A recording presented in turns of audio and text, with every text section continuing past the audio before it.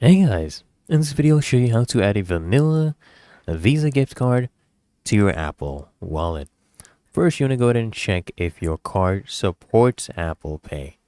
Okay, just flip your vanilla Visa gift card and just check the issuing bank. For example, Bancorp, MetaBank, and then just go ahead and visit their website and look for an option to add the card to a digital wallet. And if actually supported, just follow the instructions to link it to the Apple Wallet directly. And if it's not supported, you can just go ahead and move to the next step, where basically this is a workaround, right? You link the vanilla Visa to PayPal. Okay, so here's what you do: open up the PayPal app and then tap Wallet. Then just tap Add a debit or credit card and enter your vanilla Visa card details.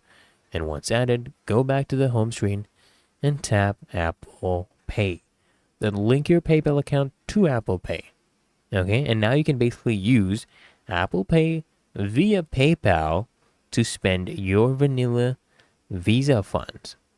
Okay, and it's really that easy and simple, guys. So I hope this guide provided value to you. And if it did, consider smashing that like button, as well as subscribing to frequently asked questions. And I'll see you guys in the next one.